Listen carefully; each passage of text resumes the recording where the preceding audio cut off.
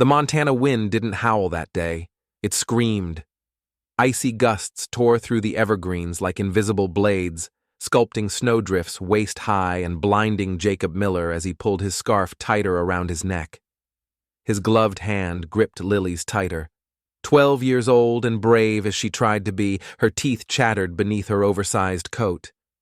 "We've got to move faster, sweetheart," Jacob said, his voice muffled by wool. Storm's moving in hard. Ahead of them, 3 German shepherds bounded through the powder, Titan, Daisy, and Ace. Veterans of mountain terrain, they zigzagged through the trees, pushing forward with practiced precision, clearing a path for the humans lagging behind. Lily stumbled and yelped. Jacob turned, heart clenching, but she caught herself. "I'm okay," she called, voice trembling. They were less than a half-mile from their log cabin, barely 20 minutes on a normal day. But with wind chill dropping well below 0 and a Category 3 snowstorm bearing down, every minute outside shaved away safety like a dull blade. That's when Titan stopped. Dead still. Ears high, tail frozen. Jacob knew that stance. He'd trained Titan since he was a pup, rescued from a retired canine unit with the Army's Mountain Recon Division. He didn't bark. He didn't growl. Just stared, fixed, toward a mound of snow near a fallen pine. The other 2 dogs halted, forming a triangle around the spot. Daisy's nose twitched violently. Ace let out a low whine. Jacob motioned for Lily to stay back. His boots crunched forward, each step sinking nearly a foot deep. "What is it, boy?" he asked, crouching low. The mound wasn't snow. Not entirely. Blood, rusty red and sticky, painted the base of the tree. In the center, curled and shivering, was a tiny shape, a bobcat kitten, barely larger than a rabbit. Its breathing was shallow, fur caked with ice and mud, hind leg bent at a grotesque angle. One ear was torn. Its eyes, cloudy blue and wild, blinked slowly, unfocused. Jacob's instincts screamed a dozen things at once. Endangered species, no human scent. Poachers. Maybe an illegal snare trap nearby. Then he saw it, the glint of metal peeking through snow. A primitive jaw trap, its spring rusted but deadly. "Someone's been hunting illegally," he murmured, pulling off a glove. His fingers burned instantly in the cold, but he laid a warm palm on the kitten's flank. It barely reacted. "Dad?" Lily had crept closer, her voice cracked. "Is it dead?" Jacob looked at her, looked at the kitten, looked back at the storm. "No," he said finally, "but it will be if we leave it here. Are we allowed to take it?" Jacob hesitated. As a certified biologist, he knew the law well. Montana Wildlife Code, Article 46A. It is illegal to possess wild mammals without a permit, even for rescue. But he also knew no conservation team would reach this forest for days. He looked down again. The kitten's breath came in a slow, ragged rhythm. Titan nudged it with his snout, then, astonishingly, licked its head. Jacob's breath caught. That wasn't curiosity. That was acceptance. He scooped the kitten gently into his coat. "Let's go." They reached the cabin minutes before the first whiteout swept across the trees.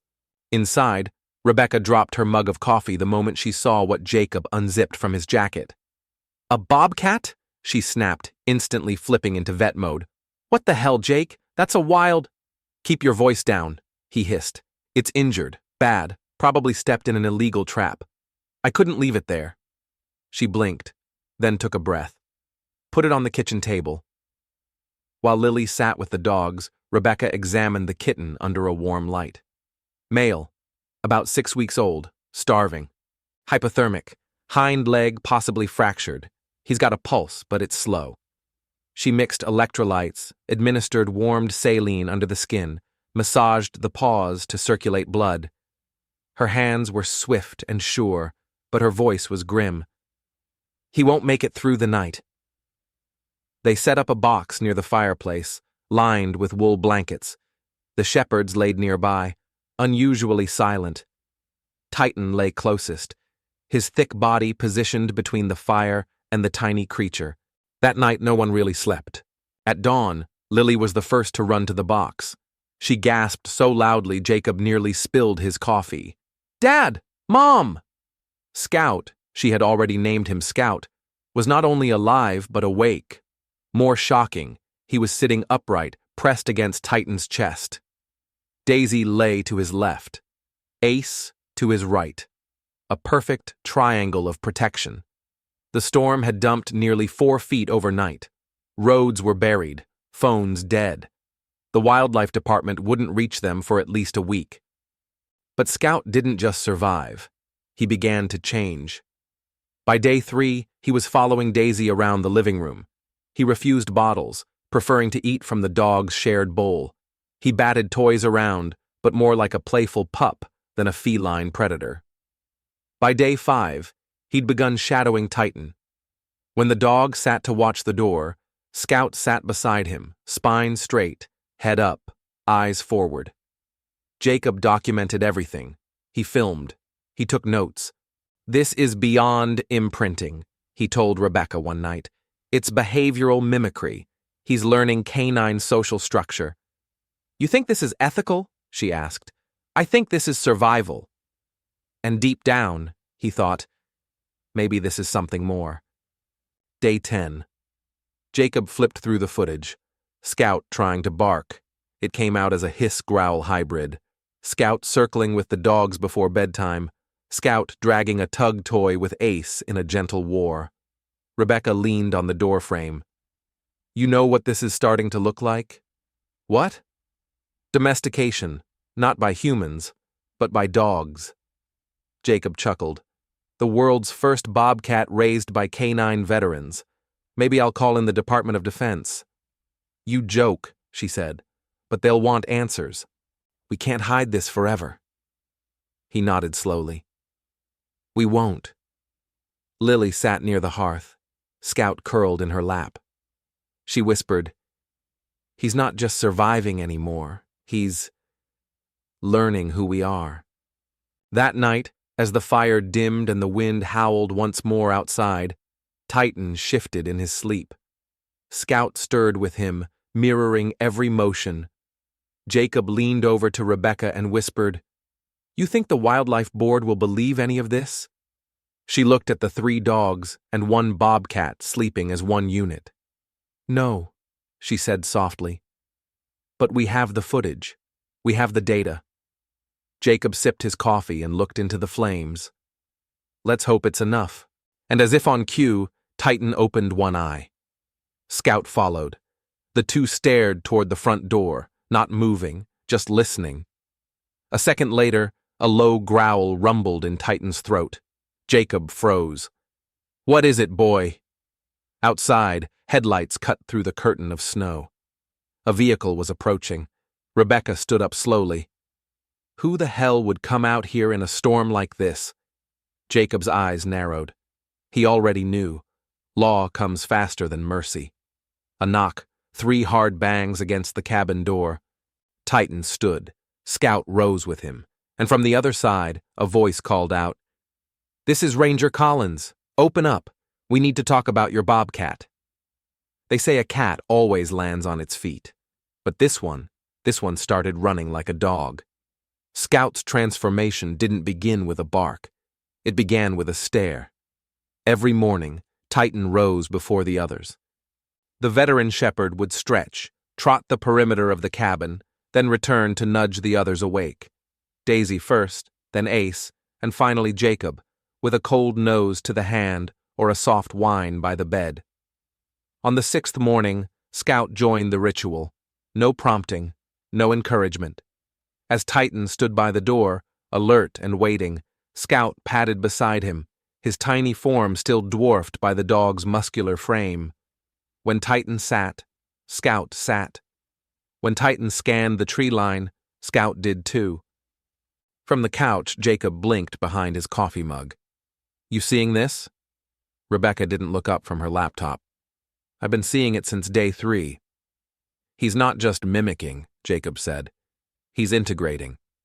Rebecca finally looked. "He thinks he's part of the pack." By week 2, that theory was no longer speculation. It was obvious. Scout began following commands, not perfectly, but with eerie accuracy.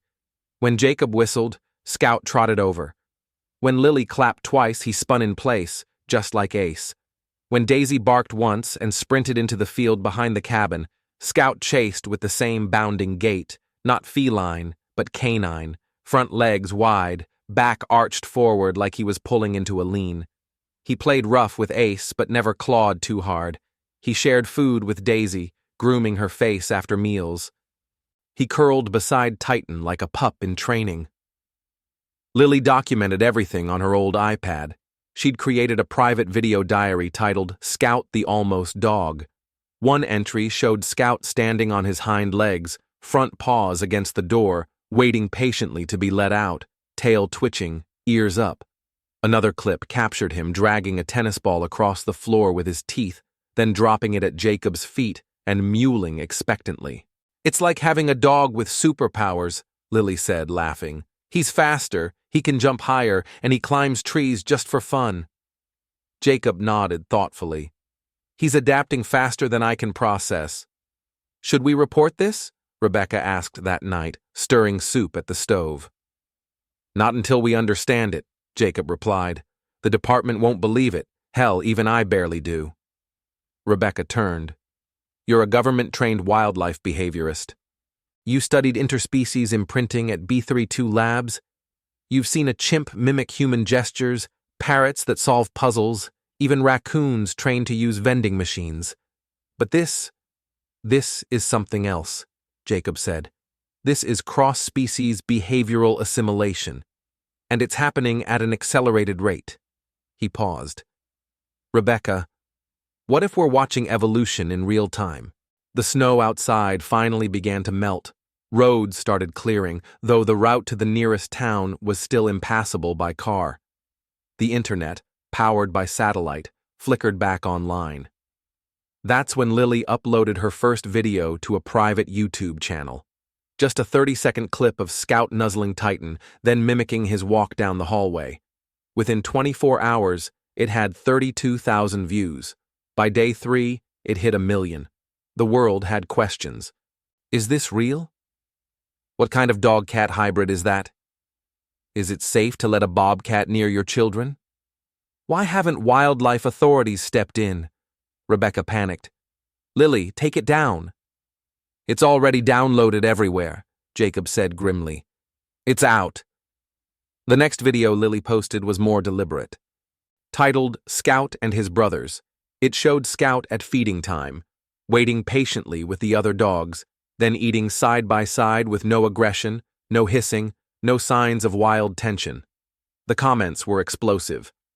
"This changes everything we know about feline behavior." Someone call Nat Geo. "This is proof dogs are better parents than humans." 3 days later, Jacob received the email he'd been dreading. Subject line: Wildlife Inquiry, Case Secor 46A, Scout Unregistered Possession. Sender: Collins, Ranger Mark, Montana Wildlife Enforcement Division. Message: Mr. Miller, we've received reports and video evidence indicating you are harboring a wild bobcat, Lynx rufus, without authorization. As per Section 46A of the Montana Wildlife Conservation Act, this constitutes an illegal possession of protected wildlife. I will be visiting your property within 72 hours. Please prepare documentation accordingly. Ranger Collins. Rebecca stared at the screen. "We're screwed." Jacob said nothing. He leaned back in his chair, watching Scout curled beneath the kitchen table, tail flicking as Titan licked his ears. Ranger Mark Collins arrived in a state-issued Ford F-150, dressed in olive green with a patch of the Montana Wildlife Department stitched to his shoulder. He had a tablet, a body cam, and a badge. He also had a skeptical frown. Jacob greeted him at the porch. "We expected you." "I'm not here to arrest anyone," Collins said, stepping inside. "Just here to assess." Inside, Scout didn't run. He didn't hide. He trotted calmly into the living room and sat beside Ace, eyes fixed on the new arrival. Collins blinked. "That's the bobcat?" Jacob nodded. Scout. Collins watched for a full 5 minutes. Scout yawned, stretched, then walked over, sniffed the ranger's boot, and returned to his spot by the fire. "I need to be honest," Collins said. "Legally, I should confiscate him right now." Rebecca clenched her fists. "He wouldn't survive." Collins sighed. "I'm not unsympathetic, but the law's clear. You're in violation of 46A, paragraph 3. No wild mammal may be housed on private land without state-issued permit, especially predators." "I've already submitted an emergency application for exception," Jacob said, "filed under interspecies behavioral study. Attached video data, biometric logs, and cross-species bonding metrics." Collins raised an eyebrow. "You think the department will greenlight a bobcat raised by dogs?" "No," Jacob admitted, "but they might, if they see what I see." That night, Jacob uploaded a private video to the Wildlife Division's internal portal, Scout in Winter. The footage showed Scout learning to open the pantry by watching Ace. It showed him responding to verbal commands, sleeping belly up beside Titan, and performing a synchronized heel walk alongside the dogs during a snow hike. Rebecca added biometric overlays, heart rate patterns, growth charts, social behavior indicators. Jacob included a voiceover. "This isn't domestication. It's convergence. A wild predator has assimilated behaviors from a domesticated pack. Scout doesn't think he's a bobcat. He thinks he's family." They clicked submit and waited. 3 days passed, no reply. The temperature rose above freezing, roads cleared, the snow receded like a slow gray tide. Then the email came. Permit denied. Scout must be surrendered within 10 days. He would be transferred to a state rehabilitation center for rewilding and monitored for reintroduction. Lily screamed when she read it. "You can't take him away." Jacob hugged her tightly.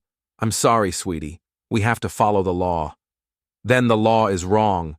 Scout nuzzled her leg. Titan stood beside them, unmoving. "We'll fight it," Rebecca whispered. "We'll appeal." But Jacob already knew. This wasn't just about science anymore. This was about time. Scout was bonding, learning, evolving, and every minute away from the pack risked unraveling everything. Still, they had no choice. The night before Scout's scheduled pickup, Jacob stepped outside with Titan.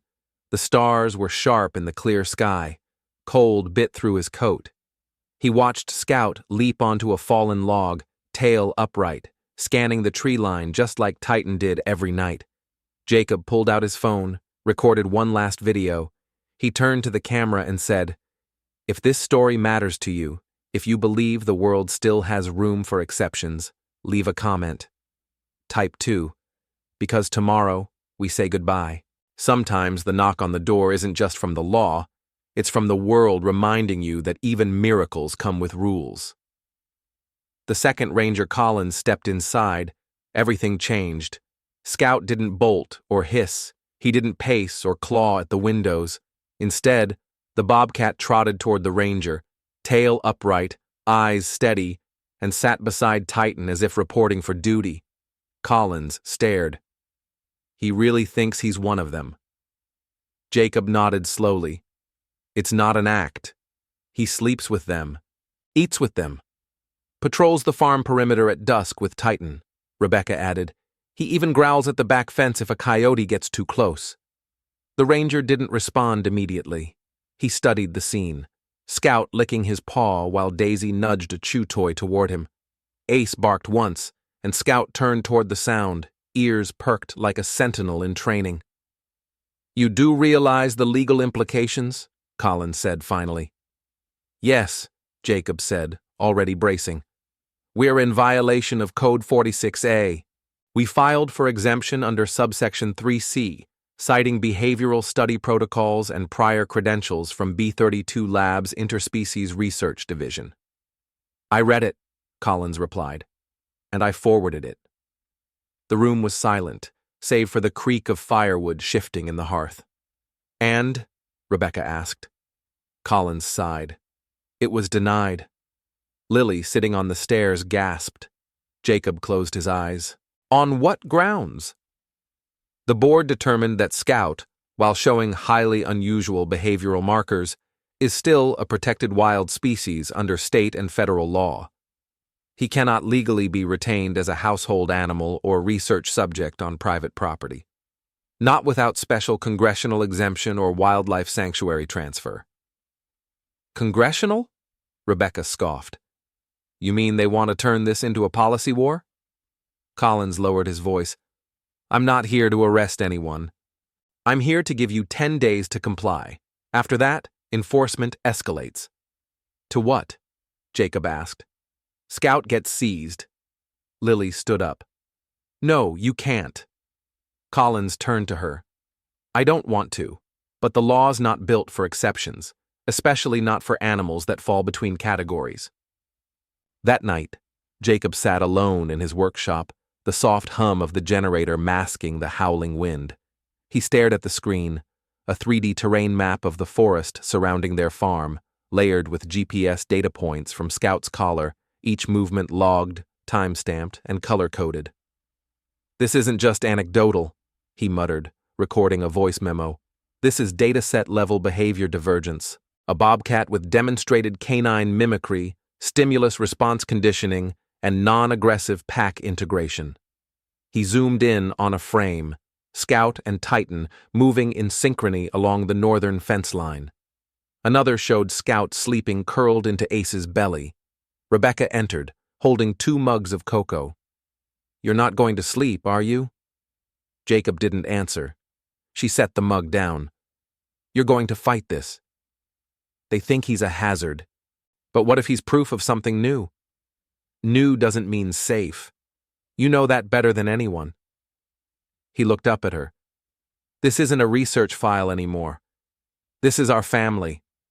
The next morning, Jacob sent everything. GPS data, ethology logs, high-speed footage, hormone tests, even cortisol response charts, to an old colleague from Stanford, Dr. Mendez, now lead analyst at the Wildlife Behavior Institute in Colorado. Her reply came within hours. Jacob, what you have is extraordinary. I've never seen integration like this outside captivity, let alone with a predator species. But be careful. Once this goes public, it won't be yours anymore. Day 4 of the countdown. A letter arrived from the Department of Wildlife and Game. Scheduled pickup, Tuesday, 0900 hours. Location, Miller Farm. Subject, Scout. Lynx rufus. Escort, Federal Wildlife Transport Unit, FWTU.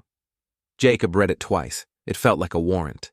Scout, meanwhile, sat by the window with Titan, watching snow fall in silent rhythm. He didn't know the clock was ticking. Or maybe he did. Because that night, for the first time since his rescue, Scout growled at the door when the wind changed. The weekend passed in a blur of calls, emails, files, and media requests. Lily's videos had gone viral. National news picked up the story. The Cat Who Thinks He's a Dog aired on CNN's Weekend Spotlight. Suddenly, the narrative wasn't about legality. It was about identity. Should Scout be judged by what he is, or who he became? Rebecca tried contacting legal advocates, biologists, ethics committees. Some offered sympathy. Most gave cautious silence. Jacob crafted one last appeal. Scout is not an animal kept in violation of law. He is a living case study in social assimilation. If we remove him now, we don't just risk his life. We destroy evidence that could reshape interspecies understanding. Monday night. Jacob packed a small insulated bag, Scout's favorite blanket, food pouch, and the plush, squeaky duck he stole from Ace. Rebecca cried quietly. He's going to think we abandoned him. I know. He's going to wait for Titan, and Titan's going to wait for him. I know. The snow started again at midnight.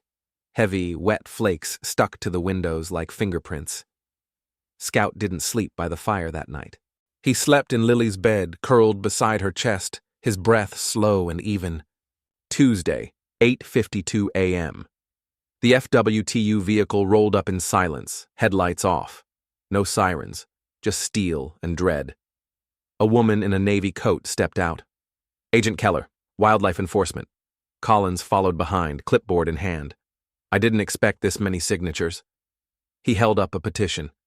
Over 1.4 million names from 48 states, demanding the state delay Scout's removal pending ethical review. Keller barely looked at it. "Doesn't change the order." Jacob crouched beside Scout, who sat calmly in the crate. "Hey," he whispered, "I don't know if you understand, but you've changed us, changed the world, and if there's any way back, find it." Lily sobbed. Titan whined. Scout didn't fight. He just watched Jacob as the door of the truck closed slowly, inch by inch, until the cabin fell silent. They watched the taillights disappear behind the ridge. No one spoke. Then Titan rose and walked out to the porch, sat down, eyes on the horizon, unmoving. Ace joined him. Then Daisy. 3 dogs, one direction, waiting. If you've ever had to say goodbye without knowing if it's forever, type 3 below. Sometimes setting someone free doesn't feel like release. It feels like betrayal. The wilderness site selected by the Federal Wildlife Transport Unit was roughly 60 miles northeast of the Miller Farm, nestled deep in the Bitterroot Range. The terrain was perfect for a bobcat. Steep ridgelines, dense brush, game trails, a steady stream for water, and no human settlements within 20 miles. But it wasn't home. Scout sat quietly inside the transport crate as the vehicle bounced over uneven gravel roads. Jacob rode in the passenger seat next to Agent Keller, holding a field tablet linked to the GPS tracking system already synced to Scout's biocollar. Every 5 seconds, a red dot blinked on the map. Scout's position, altitude, movement radius. "This model's military grade," Keller said, eyes on the road. "Used in recon dogs overseas, tracks vitals, body temp, heart rate. You'll get updates every 10 minutes. "Unless he loses it," Jacob muttered. "He won't. It's reinforced fiber mesh, rated to withstand 600 pounds of shear force." She glanced over. "We use these for tracking cougars tagged by the B-32 recovery unit. Nothing stronger in the civilian registry." Jacob said nothing. Behind them, in the cargo section, Scout let out a low chuff. Not a growl, not a cry. A confused, searching sound. "He knows," Jacob said softly. "He knows something," Keller corrected. At the release site, the trees stood like silent judges. Snow still clung to the northern slopes, but the valley floor had thawed to mud and moss. A gentle stream wove through the edge of a dense pine cluster. "This is the drop point," Keller announced, parking the truck. "You've got 15 minutes. After that, I secure the crate and step back per protocol." Jacob nodded and moved to the rear. Scout was standing inside the crate now, tail flicking once every few seconds, ears swiveling at every bird call. Lily stepped out of the other truck behind them. She carried a small cloth bag, Scout's favorite toy, some scent-wrapped treats, and an old bandana he used to chew on. She knelt beside the crate and whispered, "We didn't want this either." Scout's eyes locked on hers. For a moment, nobody moved. Then Titan barked from the bed of the truck, and everything fractured. Scout's head jerked up. He answered with a strange sound, a blend between a growl and a meow. He pressed his nose against the crate's door. Keller glanced nervously. "He's agitated. You should go." Jacob opened the crate slowly. Scout hesitated, one paw out, then the other. And then, in a blur of motion, he darted. Not away. He ran straight to Titan. The reunion lasted less than 30 seconds. Scout rubbed against Titan's chest. Titan licked his head. Daisy and Ace whined from the truck, trying to jump the sides. "Enough," Keller said, voice tight. "He's got to go." Jacob stepped in, lifted Scout gently, and carried him back to the clearing. There, beside the stream, he knelt and whispered, "You can survive. You have to. Just remember the direction home." Scout blinked slowly, then Jacob released him. The bobcat turned toward the trees, stopped, looked back once, and vanished. The drive home was dead silent. The dogs whimpered in the back. Lily cried softly in the front seat, her fingers curled around the GPS tablet like it was a lifeline. Scout's dot moved northeast, then north, then paused by a ravine. He was exploring. Jacob kept the tracker open on his phone all night. At 2:03 a.m., Scout was curled near a ridge, heart rate steady, breathing normal. He had survived the first night. Day 3 brought a different challenge. Scout had moved east, toward steeper terrain. He was avoiding water. He hadn't fed, at least not that the biometrics indicated. Body temperature dipped 2 degrees. Rebecca read the data and frowned. He's conserving energy. Or hungry. Jacob scrolled through charts. We need to see predatory engagement, chase patterns, burst speeds, kill zone tracking. He's not built for it, Rebecca whispered. Not anymore. Day 4. Still no feeding behavior. Day 5. A minor spike, perhaps a small rodent. Vital signs stabilized. The dogs hadn't left the porch. They sat every day facing east, waiting. Day 6. The signal froze. GPS lost contact at 11:47 p.m. The last ping showed Scout near a cliffside grove, roughly 700 feet elevation, near a cluster of known bobcat territories. Then nothing. Jacob stared at the tablet. Rebecca said, "Maybe the collar slipped. Maybe it got damaged." Lily's voice cracked. "Or maybe he's—" Jacob stood up. "No, not yet." They loaded the truck, packed gear, food, a tranquilizer rifle, first aid, satellite phones. They reached the grove by noon. No blood. No tracks, no Scout. But they found it, a piece of the collar, torn and dangling from a low pine branch. The harness was frayed, not chewed. It had been snagged. Jacob looked around. He got stuck, panicked, pulled free. But did he keep going? Rebecca asked. Lily turned slowly. We have to believe he did. 3 more days passed. No signal, no sightings, no sign, until the 10th night. At 11:16 p.m., all 3 dogs jumped up at once, barking madly at the window. Jacob sprinted to the porch. There, at the edge of the tree line, stood a shadow. Thin, muddy, limping, Scout. If you've ever waited for someone you love to find their way back, type 4. Hope doesn't always disappear with a scream. Sometimes it fades with a blinking dot on a screen. Scout had returned, but the reunion was brief. He stood in the moonlight, fur matted, limping slightly on his right paw, the GPS collar gone, his presence almost ghost-like. Jacob stood frozen on the porch, Lily behind him with a blanket clenched in her hands, tears spilling down her cheeks. Titan was the first to break formation. He bounded forward, followed by Daisy and Ace. They swarmed Scout, licking, circling, whining with joy. Scout didn't hiss. He didn't flinch. He leaned into them like he belonged, like he had never left. Jacob slowly stepped down the stairs.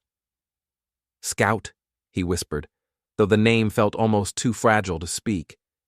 "You made it." But even as Scout nuzzled against Titan's flank, Jacob noticed the signs, the shallow breathing, the tremble in his back leg, the way his ribs showed under the patchy fur. Whatever Scout had been through in the wild, it hadn't been gentle. Rebecca rushed out with a flashlight, sweeping it over the bobcat's form. He's lost weight, probably 15% body mass, that wound on his leg, likely where the collar tore off. Minor abrasions on the underside, could be from crawling. Lily knelt beside him. He came home. And for one night the world felt right again. Morning shattered that illusion. Scout was gone again. He'd curled up with the dogs in the mudroom, curled right between Titan and Ace.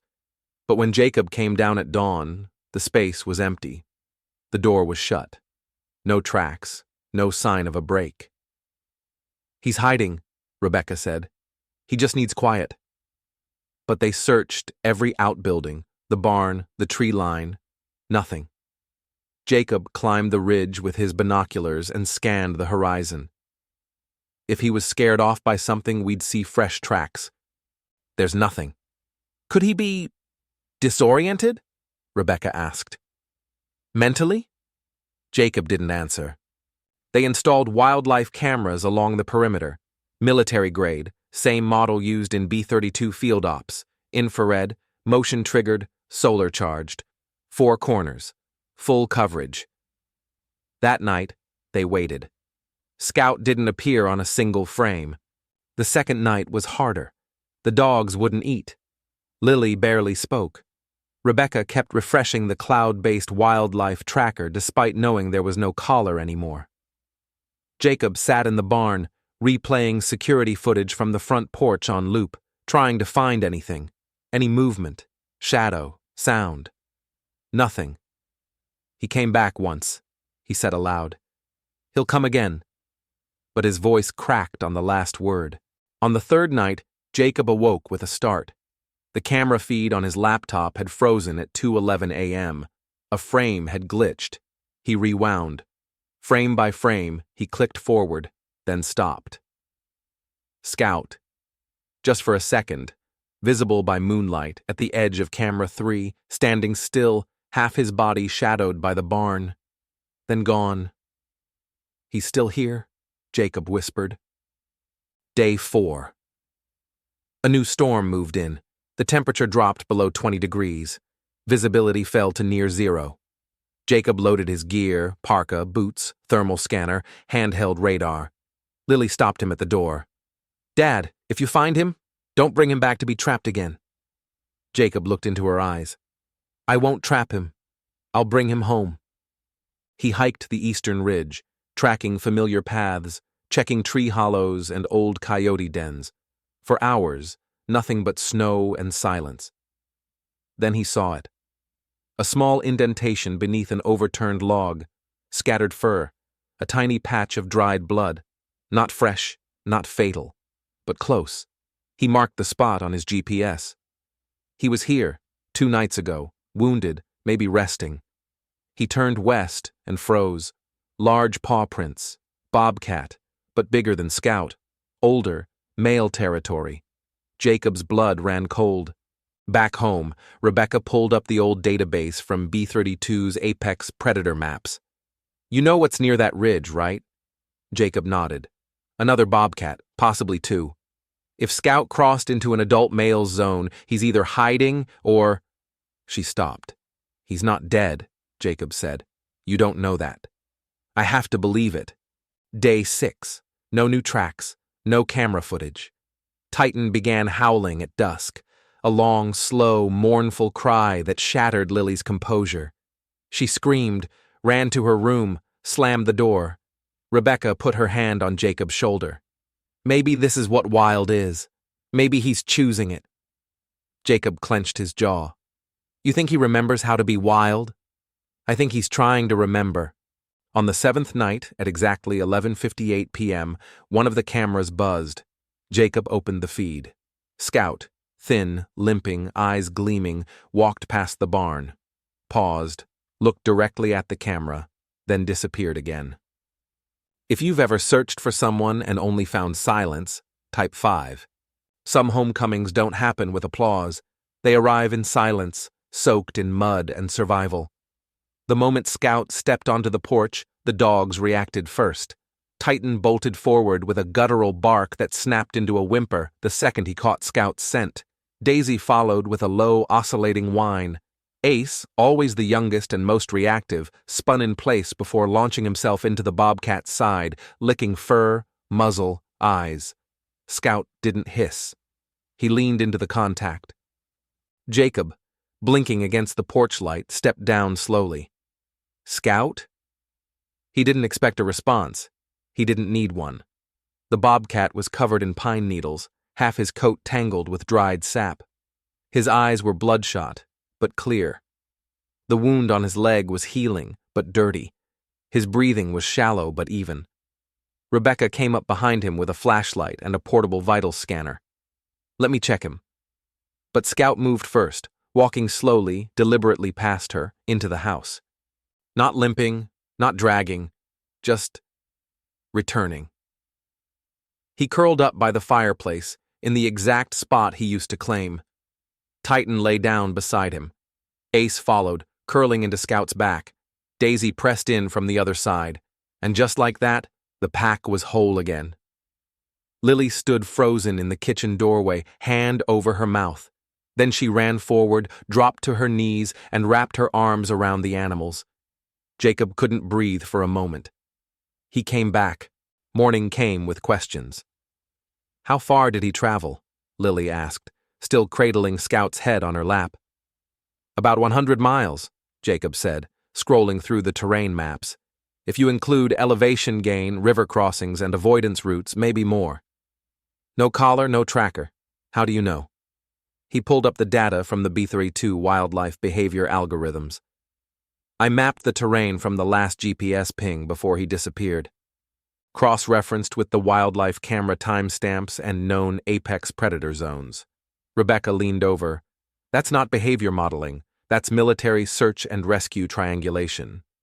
"It is," Jacob admitted, "because that's what this became." He turned the screen toward them. Scout didn't wander.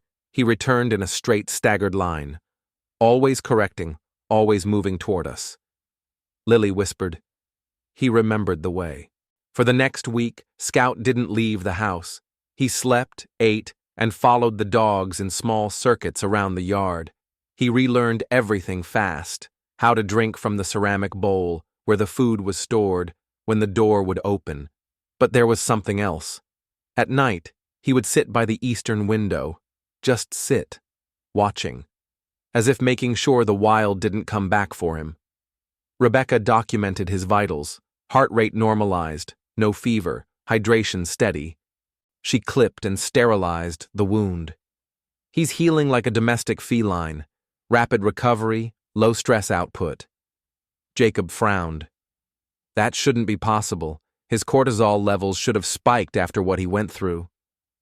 They didn't, she said, and that terrifies me. On day 9, Ranger Collins showed up.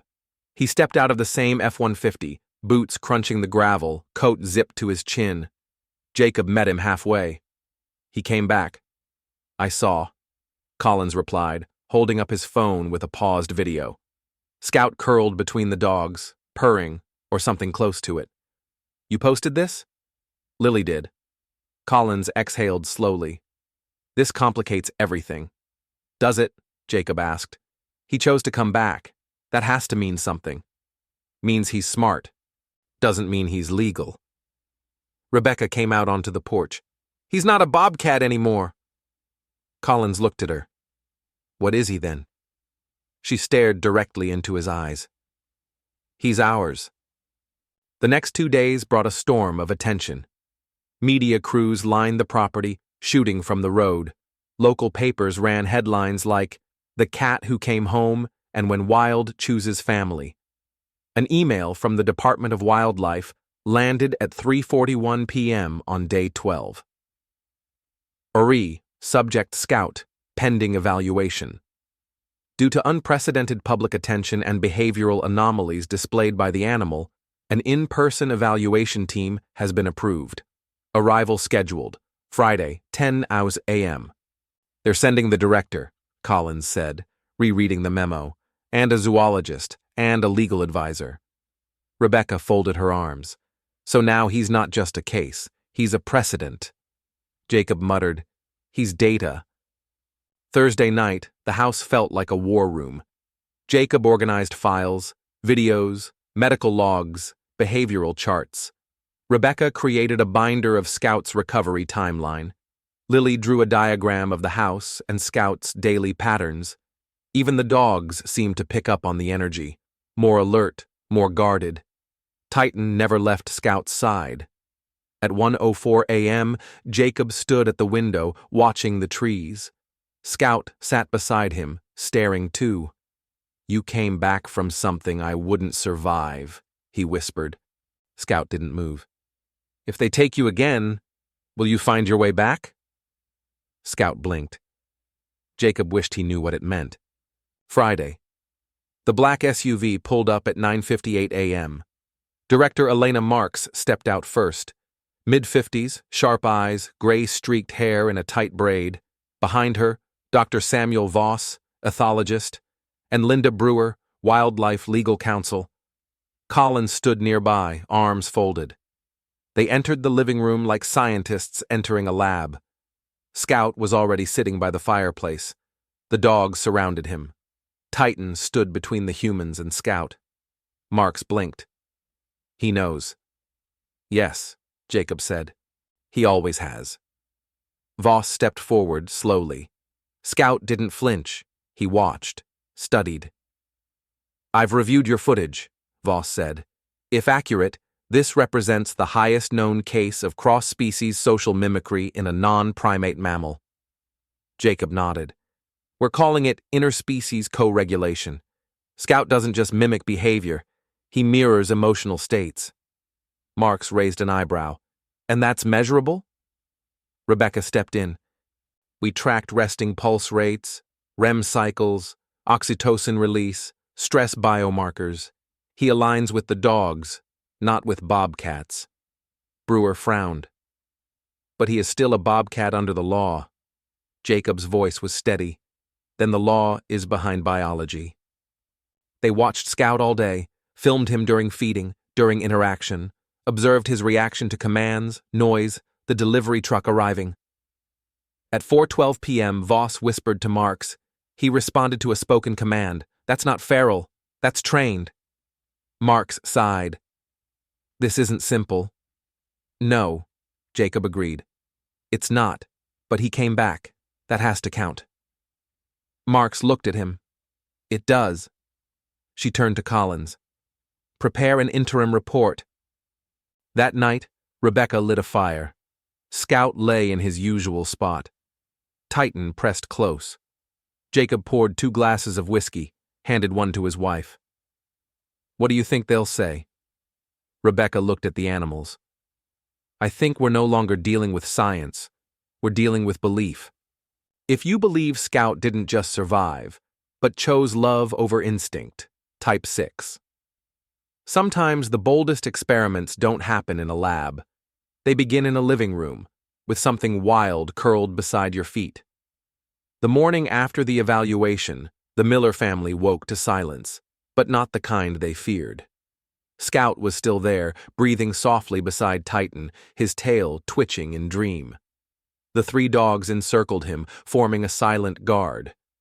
From the outside, no one could have guessed one of them didn't belong. Except now, no one was sure what belonging even meant. At 7:48 a.m., an encrypted email arrived in Jacob's inbox. Subject, Proposal, Scout Case, Precedent Application. From Dr. Elena Marks, Director, Montana Wildlife Conservation Authority. The first line read, Your bobcat may be the most important behavioral anomaly we've ever documented. We'd like to make history together. Jacob scrolled further, then sat down, stunned. What is it? Rebecca asked, still holding her coffee. They're offering us a deal. Dr. Marks returned that same afternoon, this time without the legal advisor, just her and Voss, the ethologist. They sat at the Miller family's kitchen table. Scout lay at their feet, head resting on Lily's boots. The dogs sat behind him like quiet bodyguards. This is unprecedented, Marks began. There is no classification in state or federal law for what Scout has become, according to Title 16 of the U.S. Code, Section 3371, he is still undomesticated wildlife, protected under Provision 46A.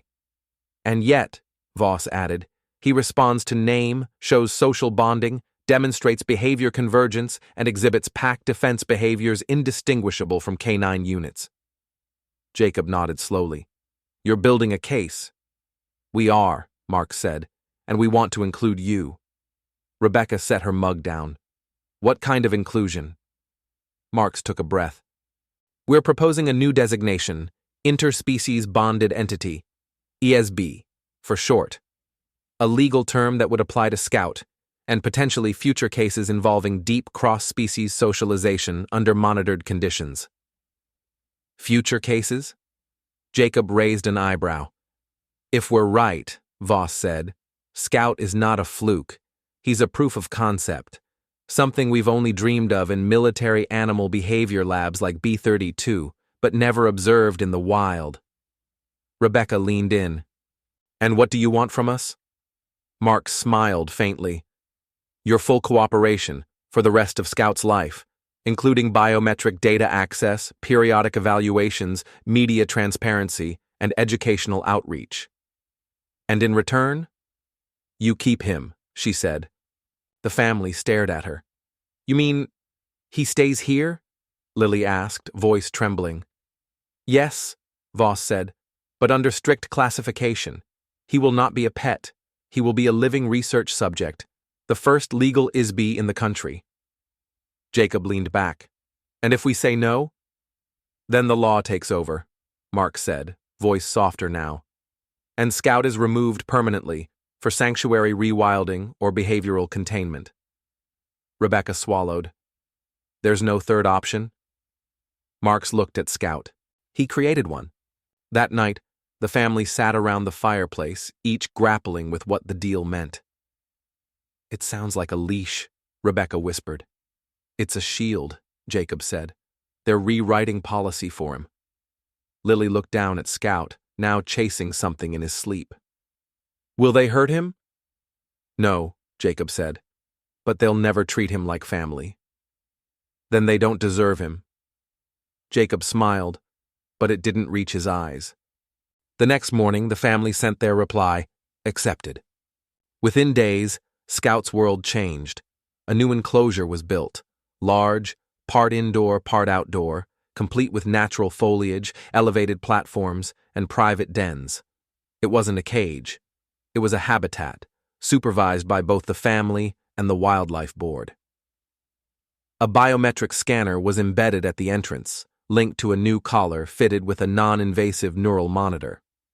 Military grade, Voss explained, designed for working dogs in special ops, detects stress, fatigue, aggression thresholds.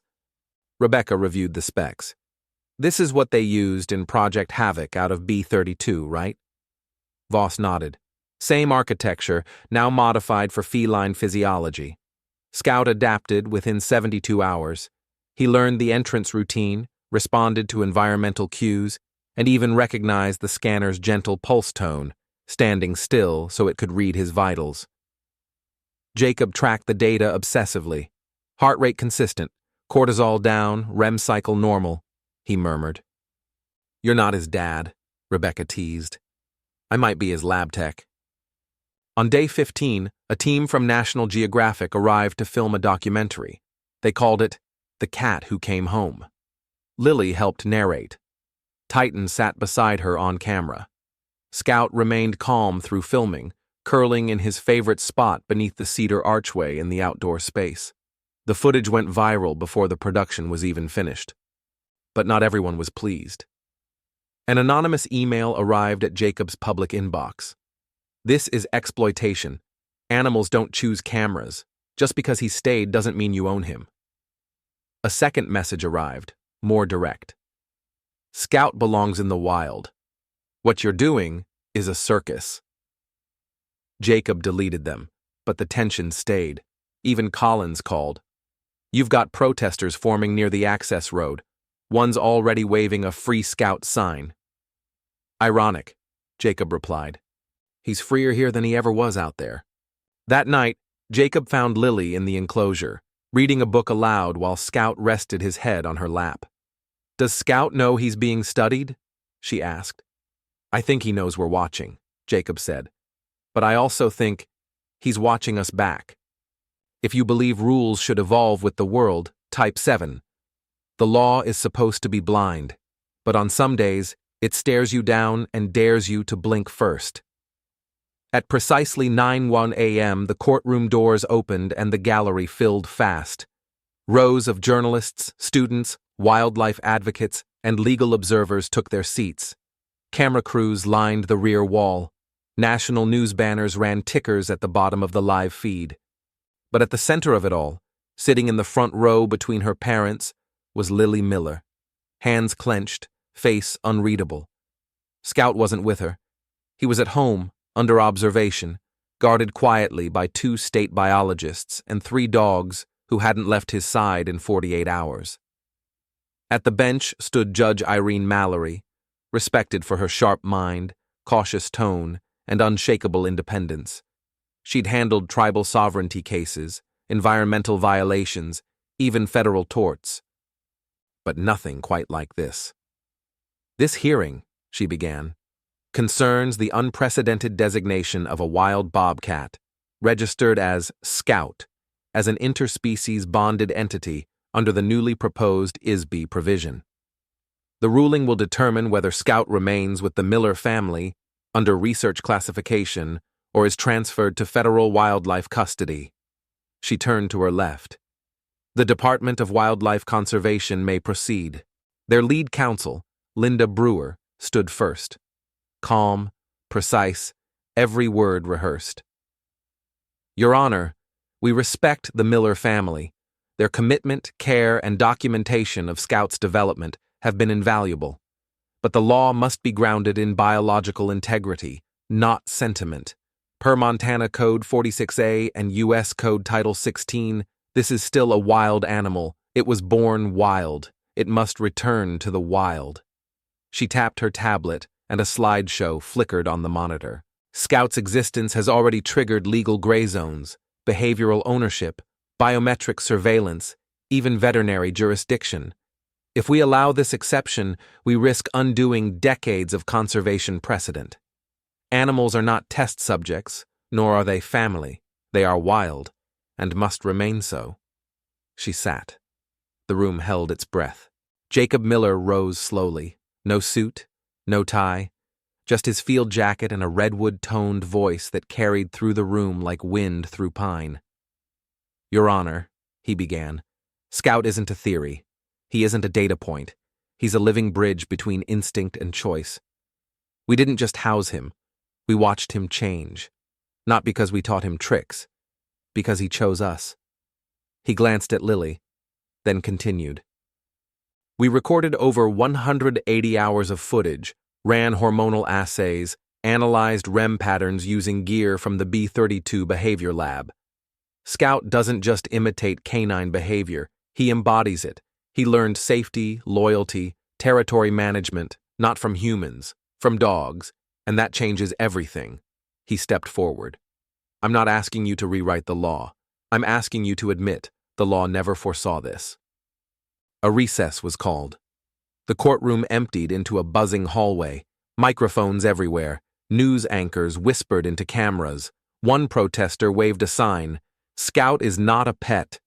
Another held up a banner, "Let him stay. He came home." Inside a quiet room, Jacob sat with Rebecca and Lily. "He'll take her side," Jacob murmured. "Brewer made it airtight." "She made it cold," Rebecca corrected. "You made it human." Lily stayed quiet, staring at the screen showing Scout's live vitals. His heart rate was slow, resting, safe. At 2:30 p.m., the gallery returned to their seats. Judge Mallory read from a paper before her, then looked up. "In every courtroom, the law must prevail, but justice is not a machine. It's a conversation between what is and what should be." She paused. "This case does not fit into precedent, but precedent does not always define progress. Therefore, this court finds—" Lily's hand tightened in Jacob's. "That Scout, identified as a behaviorally transformed lynx rufus, qualifies under the criteria proposed for interspecies bonded entity status." Gasps echoed. A few shouts. Jacob's breath caught. The judge continued. "The Miller family will retain custody under research supervision. Scout's enclosure is to be maintained, and biometric tracking continued for 5 years. The data will contribute to ongoing ISB studies and be reviewed semi-annually by an ethics oversight board." She looked directly at Brewer. "And this ruling shall not be viewed as precedent for private ownership of wild animals. It is a recognition of a singular truth, that nature sometimes makes its own exceptions." Gavel. Slam. Silence. Then Lily began to cry. Back home, Scout lifted his head as the front door opened. Titan barked once. Scout stood, walked, no hesitation. He met them at the gate. Jacob knelt. "You're staying." Scout pressed into him. "If you believe the heart can rewrite the rules, type 8. Not every experiment begins with a hypothesis. Sometimes it begins with love, and the data comes later." A month after the ruling, Scout had become more than a bobcat, more than a symbol, even more than a legal precedent. He had become a living question, one that biologists, ethicists, behaviorists, and families across the country were desperate to answer. At the center of it all, Jacob stood hunched over a lab-grade touchscreen inside the converted barn office, now equipped with tracking dashboards and hormone analytics, licensed from B32's open-source behavioral toolkit. The neural monitor Scout wore transmitted real-time data, REM cycles, pulse variants, micro-movements, and emotional pattern shifts, visualized through biofeedback mapping. "REM's deep tonight," Jacob murmured. "Dreaming." Rebecca leaned over his shoulder. "He twitches when Daisy breathes. Same rhythm. That's synchronization." "It's more than mimicry now," Jacob said. "It's full biological entrainment." She smiled. "You sound like you're writing the paper already." "I am," Jacob said, "every night."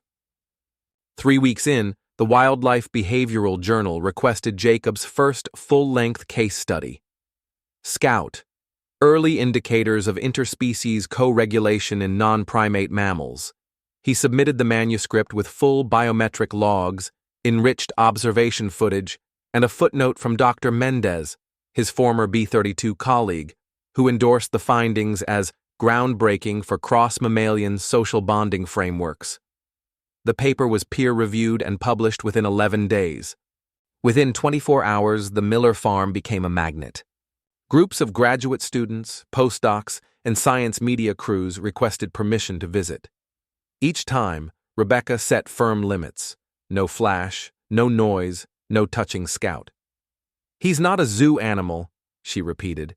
"He's family under surveillance." Scout tolerated the attention, but only under one condition. The dog stayed close. If Titan left the room, Scout would follow. If Daisy got anxious, Scout's cortisol spiked too. The monitor caught it all. One student, eyes wide, whispered during a Q&A, "He's not responding to the humans at all, just to the pack." Jacob replied, "Because we're not his species of choice. They are." Lily began documenting everything in a handwritten journal she titled The Book of Scout. Her notes were tender, often poetic. When Titan yawns, Scout shifts his tail. When Ace growls, Scout lifts his eyes. When I cry, Scout walks away. But when I laugh, he stays. She started a blog too, Science of Love. It gained 2.1 million followers in its first month. Her post titled My Brother Has Fur and Teeth was shared by Jane Goodall's official foundation account. One comment read, "This isn't science fiction, it's science with soul." But not all voices were kind. An anonymous podcast accused the Millers of manipulating Scout's behavior through neurochemical conditioning, comparing it to B32's emotional priming units, used in classified canine recon. They quoted out of context. "Twisted the research." Jacob responded publicly. "We didn't reprogram him, he redefined us." Still, pressure grew. The Department of Wildlife insisted on a quarterly compliance audit. Jacob welcomed it. He shared every data set, even opened the habitat to spontaneous visits. He had nothing to hide, except the growing fear that all this attention might eventually change Scout. One night, Jacob caught Scout staring at a group of interns through the enclosure glass. He wasn't scared, just distant. "He's overstimulated," Rebecca said. "He's absorbing too much human energy." "Should we cut back?" "No," she whispered, "but we need to protect his core." So the family created a daily ritual, 6:30 a.m. to 8 a.m. No data, no cameras, no observers, just the family, the dogs, and Scout. They called it quiet bonding. During one of these mornings, Lily asked the question Jacob feared most. "Do you think he'll ever leave again?" Jacob didn't answer right away. He watched Scout nuzzle Titan, then roll onto his side, half cat, half canine. "I think," Jacob finally said, "that Scout already made his choice, and every day he stays, he's making it again." At the end of the second month, the Millers received an invitation. The National Symposium on Mammalian Consciousness and Emotional Learning keynote request. Scout, the interspecies bond that defied biology. Jacob hesitated. Rebecca nodded. "We go. We bring Titan. We bring the data. But Scout stays home. He doesn't need a stage." At the event, Jacob presented their findings. The data was solid, but it was the story, the journey, the loss, the return that held the room. One professor asked during Q&A, "If Scout hadn't survived the wild, would you still call this science?" Jacob looked out at the crowd. "I would have called it love, but now I know it's both." If you believe love is measurable, not in formulas, but in fidelity, type 9.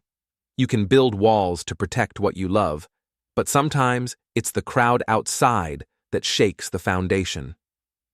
It started with a drone. A soft, mechanical hum cut through the morning air. Scout lifted his head first. Then Titan growled low and deep. Daisy barked once, sharp. Jacob stepped out of the kitchen just in time to see the silver drone hovering above the enclosure. Its camera lens pointed directly down at Scout, who stood rigid in the center of his cedar arch. "Unauthorized surveillance," Jacob muttered. He grabbed the jamming remote from the mudroom wall, a leftover from B-32 field testing days, designed to interrupt small band RF signals without affecting wildlife frequencies. He clicked it. The drone spun, glitched midair, and zipped away like a startled bee. Jacob didn't say a word to the students in the research tent that morning. He didn't need to. They'd all seen it, and it wouldn't be the last one. By the end of the week, the access road to the Miller farm had become a media parade. Reporters set up tripods at the property line. Protesters with homemade signs rotated in shifts. Some waved slogans like, "Scout Sow Free." Others painted bold red letters, "Release him now, not a lab rat."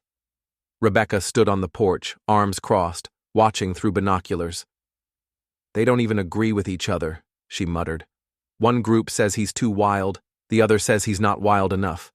"Welcome to America," Jacob said. He looked down at Scout, who sat on the porch next to Titan, unmoved. But Jacob noticed something. Scout was blinking slower. His tail wasn't twitching. He was still. Too still. The Wildlife Department issued an official statement 2 days later. "We respect public concern.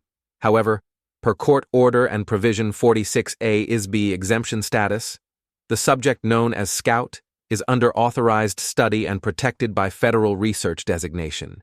Any attempt to interfere will be prosecuted." Didn't stop them. At 2:13 p.m. that Friday, someone in a camo jacket scaled the back fence. He didn't make it far. Scout saw him first and froze. Titan barked. The intruder stopped cold as all 3 dogs formed a triangle, flanking Scout like trained protection K9s. They didn't attack. They didn't have to. Their posture said enough. The man put his hands up. Jacob reached him within seconds. "You just crossed into a federal wildlife study zone." "I'm trying to save him," the man shouted. "He's not yours to cage." "He's not caged," Jacob said, pointing at the open roof enclosure and the auto-open hatch tied to Scout's biometric rhythm. "He can leave any time." But the man didn't look at Scout. He looked at the dogs. They brainwashed him. Rebecca called the sheriff. The man was escorted off the property, but not before a live stream of the confrontation hit 1.2 million views. 3 days later, a lawsuit arrived, filed by a coalition of independent wildlife advocates and signed by 23 minor organizations. Petition to revoke ISB status, violation of animal welfare and freedom. They argued Scout's emotional bonds were artificially induced, referencing past B-32 case files, where dogs were behaviorally conditioned using neurosuppression triggers. "This isn't the same," Rebecca said, reading the claim. "We didn't train him with shocks or isolation. We raised him in a pack." "They're not claiming cruelty," Jacob replied. "They're claiming possession." The family's lawyer, Trina Ellison, a sharp former federal defender turned environmental litigator, took the call from her office in Seattle. "I'll file for summary dismissal," she said. "There's no standing. ISB status is backed by the Wildlife Board, ratified by federal circuit ruling, and monitored by third-party auditors." "But?" Jacob asked. "But public perception has weight. If this becomes media-driven litigation, they'll use the court as a stage, not a scale." "And Scout?" He becomes a headline again. Inside the enclosure, Scout started pacing. It wasn't panic, not exactly, but his circadian rhythm shifted, sleep cycles shortened, heart rate variability dropped into the caution range on the neural dashboard. "Stress index is up," Jacob told Rebecca, watching the B-32 monitor. "Mild, but consistent." "Too much noise," she said. "Not out there, in here. He feels it." They dimmed the lights earlier, switched observation windows to one-way only, added ambient forest audio. It helped, a little. But every time a car engine rumbled near the gate, Scout tensed. At 7:44 p.m. on the 7th day of the protests, a rock shattered the outer sensor shield. No injuries, no breach. But the message was clear. The outside world wasn't going away quietly. That night, Lily sat beside Scout in the enclosure's inner circle. She had a blanket wrapped around her legs and a journal in her lap. "I don't think you care about lawsuits," she whispered. "I don't think you care about drones or headlines or angry people yelling." Scout looked at her, ears twitching. "But I think you care when we start acting scared." She reached out slowly, stroked the side of his neck, just behind the ear. "I promise. We're not." The next morning, a package arrived. No name, no note. Just a small black box and a military-grade RFID key. Inside, a note typed on heavy paper. "You trained him better than the rest of us ever could." B-32. Jacob didn't say a word. He walked to the lab barn, unlocked the legacy console from his B-32 days, and inserted the key. The screen lit up with a green prompt. "Species affinity tracking mode unlocked. Experimental use only." Rebecca stepped in, stared at the screen. "You're not actually—" "No," Jacob said, removing the key, "but I want them to know I could. If you've ever stood between what you love and the world that wants to tear it away, type 10. Trial of a bobcat. Some trials aren't about guilt or innocence. They're about whether the system can see beyond its own reflection." The courtroom was colder than usual. Not in temperature, but in tone. Scout wasn't there. Per federal ruling, animals under ISB classification couldn't be transported unless medically required or under protective protocol. But everyone else was present. The Millers, the legal teams, the protesters outside, and a row of silent onlookers who hadn't blinked in 2 hours. This time, it wasn't just about Scout. It was about whether what he'd become was legal to exist. Linda Brewer, back for her second round as opposing counsel, stood with practiced calm. "Your Honor, we return not to argue emotion but law. The creature known as Scout remains, by definition, a wild bobcat. His behaviors, however remarkable, were not acquired naturally, but under experimental human influence. These include behavioral conditioning with canine models, daily interaction with humans, and neural monitoring devices repurposed from B-32 military-grade projects." She turned slightly to the audience, voice firm. "This is not conservation. It is possession under the guise of study. It is branding a wild animal with social identity, and we, as a society, cannot allow that line to blur." Trina Ellison rose on the Millers' behalf, calm, clear, and sharp. "My clients did not rewire an animal. They responded to a cry in the snow. They documented every heartbeat, every learning pattern, and every moment of return. This isn't captivity. This is coexistence." She gestured to the screen, where real-time telemetry displayed Scout's heart rate, cortisol, and rest cycles. All monitored independently, all publicly accessible. The ISBE classification was reviewed and approved by 4 state agencies, B32 Oversight, and the Federal Board. She paused. The real question is not, what is Scout? It's, what are we afraid of him being? The judge leaned forward. Ms. Ellison, do you believe that an animal raised this way could eventually be trained, weaponized by private hands? Trina didn't flinch. No more than we weaponize empathy in dogs. The only thing Scout's ever attacked is a bowl of turkey meatballs. The room chuckled lightly, but behind it, tension simmered. Jacob took the stand next. He didn't bring notes, he brought memory. Scout wasn't a project. He was a miracle we didn't ask for. He arrived bleeding and half dead. The dogs, our dogs, they didn't reject him. They took him in. The rest? We just observed.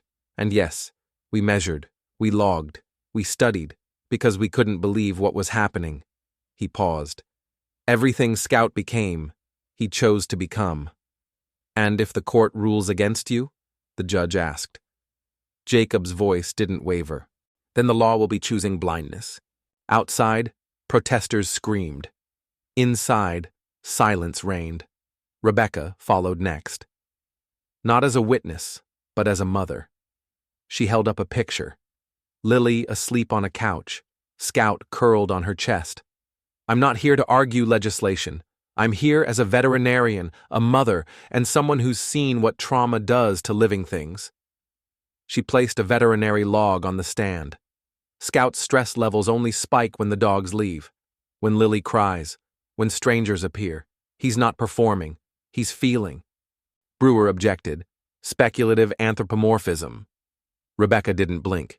It's data, emotional mapping through telemetry. Then came Lily. She walked up slowly. 13 years old, no legal training, no agenda, just truth. I didn't think I'd speak today, she began, voice quiet. But I've read all the things people said online, that we manipulated him, that he was supposed to forget us, that animals like him should stay wild. She looked around. Then why did he come home? No one answered. He crossed rivers, highways, territories, more than 100 miles. And when he got here, he curled up beside Titan like he never left. She wiped her eyes. He didn't forget, so I won't let you forget him either. The courtroom was silent again. The judge called recess. That night, the Millers returned home under police escort. Scout lay by the fireplace, unmoved by legal procedures and public debate. He was only moved when the front door opened and Titan re-entered. Scout stood, touched noses with the dog, then rested again. The bond was still intact, but so was the threat. At 3:14 a.m., an anonymous email landed in the Miller inbox. Tomorrow he's ruled on, but don't get comfortable. If they don't take him, someone else will. Jacob stared at the screen and hit delete. The next morning, the judge returned to chambers. Reporters leaned in. The gallery went still. This court acknowledges the legal conflict in classification, ownership, and welfare of wildlife exhibiting behaviorally atypical traits. However, based on data, behavioral consistency, independent third-party audits, and emotional stability of the subject, she looked directly at Jacob. We reaffirm ISBE status. Lily gasped. Rebecca wept. The judge continued. Scout shall remain in supervised custody under the Miller household. Any breach of protocol, biometric irregularity, behavioral destabilization, or ethical compromise will trigger a mandatory state review. Then she closed the file. And may we all learn something from the creature that walked home. Gavel, slam, but this time, not an end, a beginning. If you've ever fought for someone who couldn't speak for themselves, type 11. Not every journey ends at the beginning, but the ones that matter always lead you back to what you chose, even when you could have walked away. It had been 146 days since Scout returned home, 48 since the final court ruling, 4 days since the last protester disappeared from the end of the gravel road, and exactly 1 year since a dying bobcat kitten had been found bleeding beneath a snowbank. On the morning of that anniversary, the Montana sky was bone white and silent, the kind of silence that held its breath. Scout sat alone at the edge of the enclosure's open gate. Titan watched from the porch. Daisy and Ace rested by the woodpile. Lily stood on the back steps, barefoot despite the frost, hands in her hoodie pockets. She said nothing. No one did. Scout looked up at the tree line, ears twitching, and stepped outside. Jacob followed from a distance. No collar, no camera, no drone. Just him and a quiet tablet loaded with a neural tracking app set to passive mode. Scout moved differently now, not like a house cat or a caged predator, but like something in between, fluid, calm. He wasn't running, he was checking. He padded toward the edge of the eastern trail, the one he once took home. Stopped, looked back, then kept walking. Jacob didn't stop him. At home, Rebecca monitored Scout's vitals on a secondary screen. Still stable, still smooth. Lily sat beside her, jaw clenched. "You think he's leaving?" she asked. Rebecca didn't answer. "He's testing the perimeter," she said instead. "He's remembering." "Or deciding," Lily whispered. Scout reached the top of the ridge by noon, the same ridge he once limped over, the same scent lines, the same wind. He stood there a long time. Beneath his paw, a half-melted pine cone cracked. He didn't flinch. From behind, soft paw steps approached. Titan. Just him. The old shepherd didn't bark. He simply sat beside the bobcat. Together they looked out. No leash, no gate. Just sky. Scout stood, turned, and walked back down. By sundown, the farm was quiet again. But something in Jacob had shifted. "He could have left," he said aloud. "He did," Rebecca replied, then chose not to. The next morning, a letter arrived from the Department of Wildlife and Technology Integration. It wasn't from a legal team or a behavioral unit. It was from Washington. "We request the Millers participate in the newly proposed ISB longitudinal pilot program in coordination with the Department of Defense's Adaptive Lifeform Social Trust Initiative. Scout's case will serve as a cornerstone study in cross-species loyalty, nonverbal signaling, and emotional conditioning without coercive input." Jacob read the last paragraph twice. "Optional inclusion of Scout in limited observational trial with bio-canine military partners under B32 certification is available with consent." He passed the letter to Rebecca. She read it once. Then slowly, she tore it in half. That afternoon, Jacob installed a new sign at the gate, painted by Lily. It read, "Scout lives here. This is not a facility, it's a family." 3 weeks later, a school bus parked outside the gate, not with a camera crew, but with fourth graders. Lily led the tour. "This is where Scout sleeps," she said, pointing to the cedar arch. "He has 4 best friends," she added, gesturing to the dogs. A boy asked, "Is he a pet?" "No," Lily said. "He's a story, still being written." That night, Scout sat at the window, watching, just watching. Behind him, Titan sighed and curled tighter. Scout's tail touched his back. In the barn, Jacob added a final note to the paper's revised draft. In the end, Scout didn't defy biology. He chose it. Just not the one we expected. A month later, the department classified Scout's case as completed. But the family knew better. This wasn't a conclusion. It was a declaration. He stayed, not because he was told, but because love, when offered without condition, becomes a place. And Scout, wild, wounded, brilliant Scout, chose it. If you believe home isn't where you're born, but where you're known, type 12. And maybe somewhere, someone like Scout will find their way back too. Final reflection. What makes a home, and who gets to choose? Scout's journey wasn't just about survival. It wasn't just about science law, or a loophole in the wildlife code.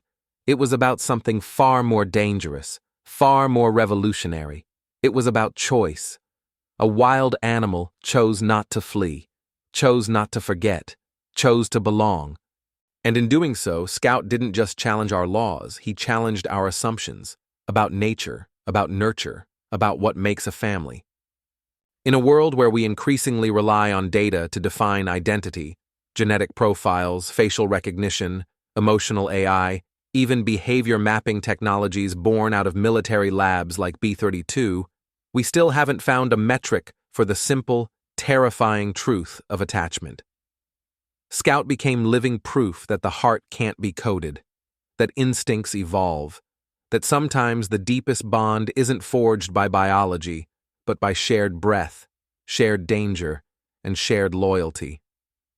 In a time when our headlines are filled with surveillance ethics, biometric regulation, and AI mimicking empathy, this bobcat didn't just mimic behavior, he embodied it, and we had no algorithm prepared for that.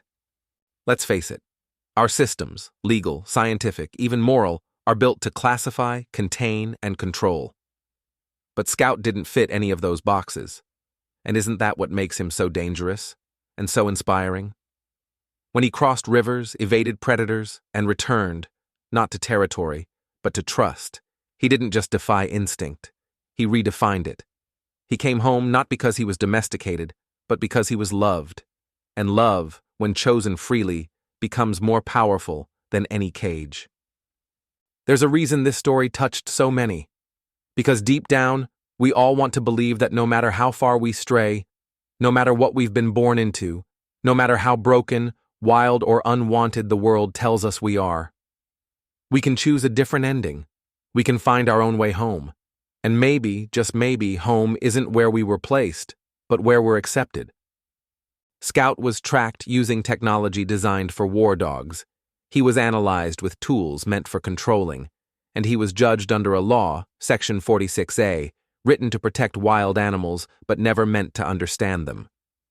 So here's the deeper question. In a world racing to automate intelligence and standardize emotion, are we ready for what real connection looks like when it comes untrained, unfiltered, and completely inconvenient? Scout didn't ask for permission to feel. He didn't need a certificate to stay. He simply looked at the place that loved him and stayed. This isn't just a story about a bobcat. It's about us. It's about what we do when nature writes a new rule and our laws fall behind.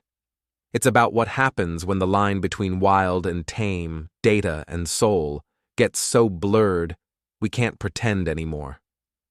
So now I'll ask you, if you had to choose between what you were born into and what you grew to love, would you go back? Or would you stay? Would you follow the path laid out by your instincts? Or would you make a new one? Would you listen to the crowd screaming at the gate? Or would you listen to the quiet voice that says, "This is your place, these are your people"? Because maybe the hardest truth of all is this. Freedom isn't always the ability to run. Sometimes it's the right to stay. If this story moved you, if it reminded you of the choices that define who we are, not just what we are, leave a comment with the number 5 and share this video with someone who might need a reason to believe that we all deserve a second chance. Let the world know love isn't a trap. It's a decision. And sometimes it takes a wild creature to remind us how human that is. Ready for the next chapter? Or do you believe this story should have ended differently? Let us know below, because home, like truth, isn't something we're born into. It's something we fight for, and sometimes something we choose. If you believe freedom should include the freedom to love, to return, to stay, to choose your own family, then don't scroll past. Type 5, share the story, and help the world rethink what belonging really means.